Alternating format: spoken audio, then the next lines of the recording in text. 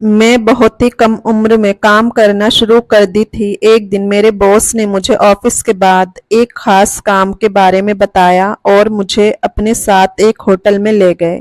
जब हम होटल के कमरे में पहुंचे तो बॉस बाथरूम में फ्रेश होने के लिए चले गए, लेकिन जब वो बाथरूम से बाहर आए तो उन्हें देखकर मैं हैरान रह गई, क्योंकि जिसे मैं बूढ़ा समझ रही थी उसने मुझे। मेरा नाम आरती है और मैं कॉलेज के आखिरी साल में पढ़ाई कर रही थी। उस समय मेरे कॉलेज में अपना सेवा नाम की एक संस्था द्वारा पेड़ लगाने का अभियान चल रहा था। इस संस्था के कुछ लोग हमारे कॉलेज आए थे। हम कॉलेज के आखिरी साल में थे, इसलिए प्रिंसिपल ने हमें उन लोगों के साथ पेड़ लगाने के लिए भेजा। पेड़ लगाते समय मेरी मुलाकात संस्था के एक आदमी से हुई जिनका नाम अभिषेक था। पेड़ लगाते वक्त अगर किसी को चोट लगती तो मैं तुरंत उसकी मदद करती। मेरा ये स्वभाव अभिषेक की नजरों में आ गया। उन्होंने मुझे अपना कार्ड दिया और कहा, कुछ महीनों में तुम्हारा कॉलेज खत्म हो जाएगा। जब तुम कॉलेज खत्म कर लोगी तो अगर तुम चाहो तो मेरे साथ काम कर सकती हो। तुम्हारा स्वभाव बहुत अच्छा है और तुम्हें जरूरतमंदों की मदद करने का बहुत शौक भी है। तुम्हारे साथ काम करके मुझे भी अच्छा लगेगा। अभिषेक ने मेरे स्वभाव को सही पहचाना था। मुझे समाज सेवा का बहुत शौक था। मैंने कार्ड संभाल कर रखा और कॉलेज खत्म होने के 2 महीने बाद उस कार्ड का इस्तेमाल किया। नौकरी की मुझे खास जरूरत नहीं थी, क्योंकि कॉलेज खत्म होते ही मेरे पापा ने मुझसे कहा था कि तुम जो भी करना चाहो कर सकती हो। पैसे कमाने की कोई मजबूरी नहीं थी, क्योंकि मेरे पापा का कपड़ों का काम अच्छा चल रहा था। मैं अपने माता पिता की एक लौती औलाद थी और पापा ने मुझे पूरी आज़ादी दे रखी थी। समाज सेवा का शौक होने के कारण मैंने कहीं और नौकरी खोजने के बजाय सबसे पहले अभिषेक को फोन किया। संस्था में काम करने वाले लोग बहुत कम होते हैं, क्योंकि सबको समाज सेवा का शौक नहीं होता। अभिषेक ने मुझे तुरंत अपने ऑफिस में बुला लिया। अभिषेक वहाँ के हेड थे और संस्था में लड़के और लड़कियां दोनों काम करते थे। ऑफिस में बैठी ही उन्होंने मुझसे कहा कि हमें कभी भी किसी भी गांव जाना पड़ सकता है या इमरजेंसी आ सकती है। इसके लिए हमेशा तैयार रहना होगा और तुम्हें हर महीने 7,000 रुपया दिया जाएगा। मैंने कहा, अभिषेक जी, मुझे पैसे मिले या ना मिले कोई फर्क नहीं पड़ता। मैं यहाँ पैसे के लिए नहीं बल्कि अपनी संतुष्टि के लिए काम करने आई हूँ। अभिषेक ने मुझसे हाथ मिलाते हुए मेरा स्वागत किया। उस दिन से मैंने वहाँ काम शुरू कर दिया। पहले महीने में अभिषेक ने मुझे कई जगहों पर ले गए, कभी अनाथालय के लिए चंदा इकट्ठा करने के लिए, कभी पहाड़ों में रहने वाले लोगों की मदद करने के लिए। पिछले 1 महीने से मैं अभिषेक के साथ कई अलग अलग जगहों पर जा रही थी। 1 महीने के बाद मैंने अभिषेक के व्यवहार में बदलाव महसूस किया। वो मुझसे अधिक करीब हो गए थे और उन्होंने मुझसे आग्रह किया कि मैं उनके साथ कुछ दिनों के लिए बाहर जाऊं। मैं किसी गैर पुरुष के साथ कहीं जाने के लिए तैयार नहीं थी। एक दिन मैं ऑफिस में बैठी थी, तभी मैंने देखा कि मेरे कॉलेज की सहेली टीना वहां आई है। वह बहुत बदल गई थी। उसके महंगे कपड़े, ज्वेलरी और उसका रहन सहन देखकर मैं हैरान थी। टीना एक मिडिल क्लास परिवार की लड़की थी। पिताजी ने लाखों रुपया खर्च करके एक जगह पर दुकान ली थी। वह जगह अतिक्रमण क्षेत्र में थी, इसका उन्हें अंदाजा भी नहीं था।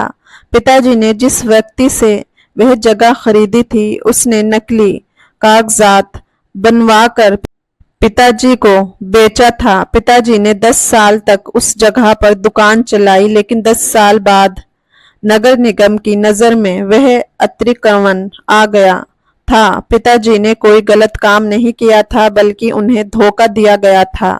उस समय हम कुछ भी नहीं कर सकते थे, क्योंकि जिस व्यक्ति ने जगह बेची थी वह अब नहीं था। नगर निगम ने पिताजी पर लाखों रुपए का जुर्माना लगाया। अगर पिताजी जुर्माना नहीं भरते तो उन्हें सजा हो सकती थी।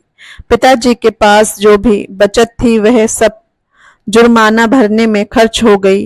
अचानक हमारे ऊपर दुखों का पहाड़ टूट पड़ा था। कुछ दिन बीत गए और घर में एक अजीब सी खामोशी रही। माँ और पिताजी अच्छे से खाना भी नहीं खा रहे थे। मैंने माँ पिताजी की बातें सुनी। माँ पिताजी से कह रही थी कि अगर हमारे पास बेटा होता तो वह इस कठिन समय में पैसे कमाने का कोई उपाय ढूंढ लेता और हमें इस मुश्किल से निकाल लेता। लेकिन भगवान ने हमें एक ही संतान दी और वह भी बेटी। हमारी बेटी जल्द ही कुछ नहीं कर सकती, ये माँ को लग रहा था। माँ की बातें सुनकर मुझे लगा कि मैं अपने माँ बाप के लिए किसी काम की नहीं हूँ। पिताजी की कमाई ठीक चल रही थी, इसलिए मैंने काम करने की जरूरत महसूस नहीं की थी।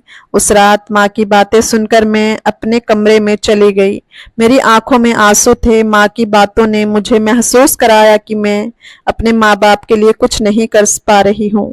विचारों में डूबी हुई थी कि अचानक मेरे फोन पर अभिषेक जी का कॉल आया। मैंने फोन उठाया और उन्हें बताया कि मैं कल ही अपना सेवा में आऊंगी। अगले दिन मैं अपना सेवा संस्था पहुंची। वहां जाकर मुझे टीना मिली। टीना अपनी एक सहेली को संस्था ज्वाइन कराने लाई थी। उसकी सहेली उसकी बदलती लाइफस्टाइल देखकर प्रेरित हो गई थी।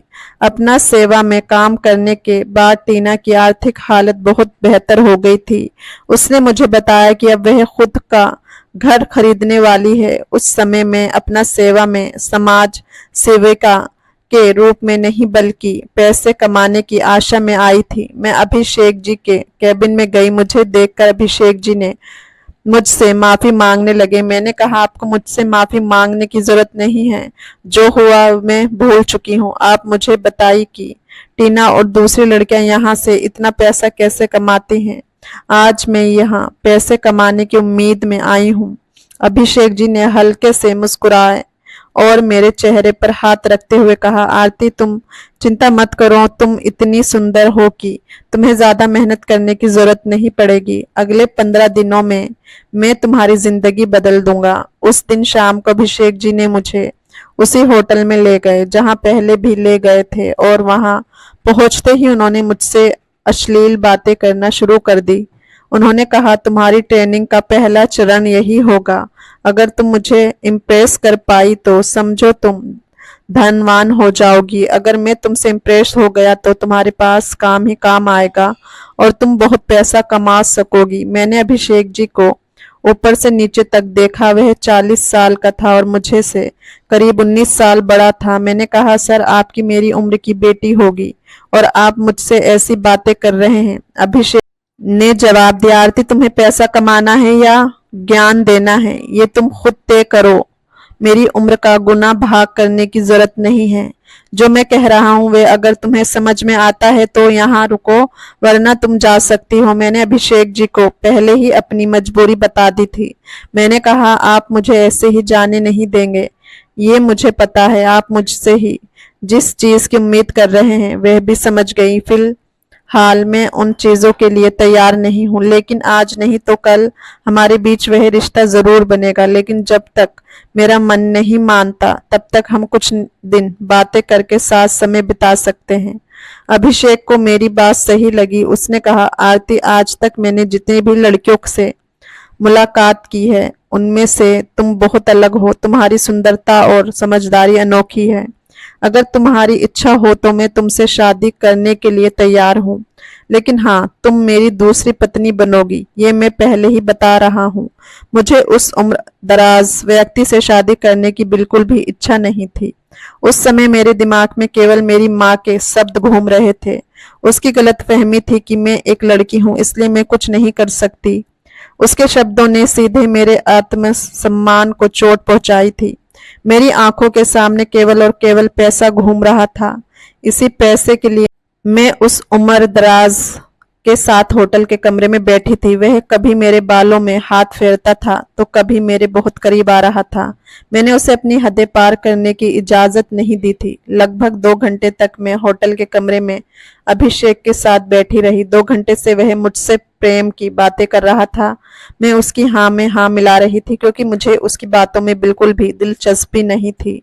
उस दिन उसने मुझसे जो प्रेम की बातें की थी उसके लिए भी उसने मुझे पैसे दिए थे। बिना कोई काम किए मेरे हाथ में 8,000 रुपये आ गए थे।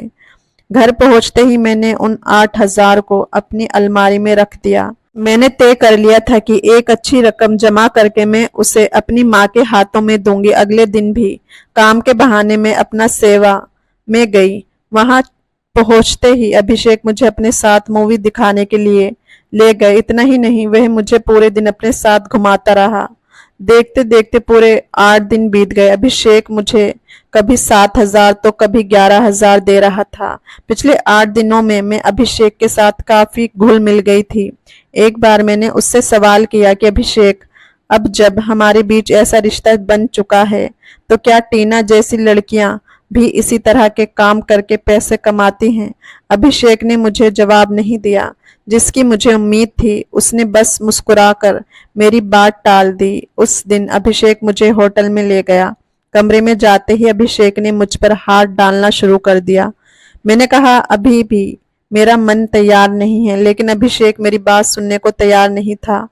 वह बोला, आरती अब बहुत हो गया, तुम्हारे साथ घूमने की इच्छा भी मैंने पूरी कर ली है। अब मुझे ज्यादा मत तरसाओ। तुम्हें जितना पैसा चाहिए मैं तुम्हें दे देता हूँ। अभिषेक ने एक खास रकम बताई। वह मुझे 17 लाख रुपए देने के लिए तैयार था। वह एक रकम सुनकर एक पल के लिए मैं उसके साथ समय बिताने के लिए तैयार हो गई थी। जब वह मेरे बहुत करीब आया तो अचानक मुझे ये सब कुछ घिनौना लगने लगा। उस समय मेरे दिमाग में वह खास रकम नहीं थी। मुझे अपने पिताजी की एक सीख याद आई थी। पिताजी ने बचपन से सिखाया था कि पैसे के लिए ना तो कभी अपनी ईमानदारी छोड़नी चाहिए और ना ही अपनी इज्जत को दांव पर लगाना चाहिए। पिताजी के शब्द याद आते ही मैंने अभिषेक को खुद से दूर किया। वह मुझसे दूर होने को तैयार नहीं था। मेरी मर्जी के खिलाफ वह जबरदस्ती करने की कोशिश करने लगा। मुझे अभिषेक से छुटकारा पाना था, इसलिए मैंने सीमा को फोन किया। सीमा मेरी दोस्त थी जो पत्रकार थी।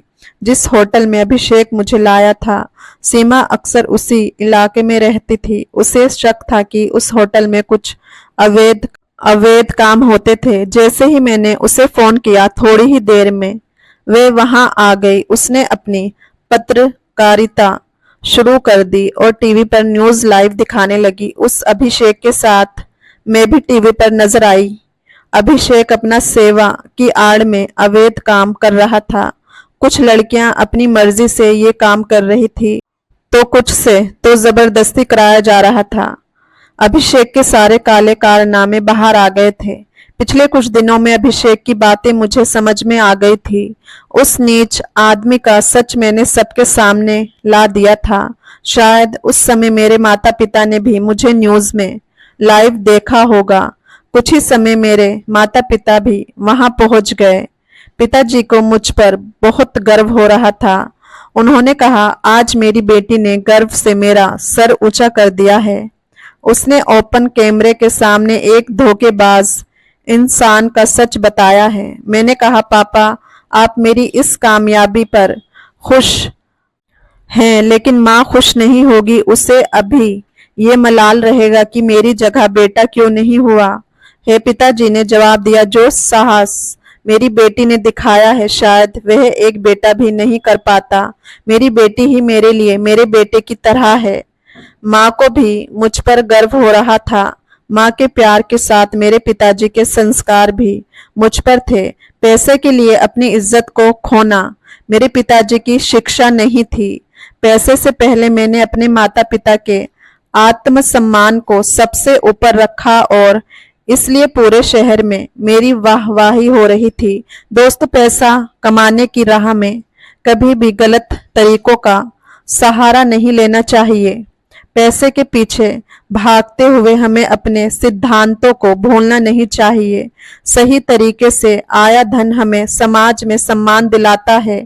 जीवन में स्थायी सफलता और सम्मान पाने के लिए ईमानदारी और नैतिकता का पालन करना चाहिए। दोस्तों, उम्मीद करती हूँ ये कहानी आपको पसंद आई होगी। पसंद आई हो तो लाइक, शेयर, कमेंट और चैनल को सब्सक्राइब ज़रूर से करिएगा। हम फिर मिलेंगे एक नई दिलचस्प कहानी में। धन्यवाद।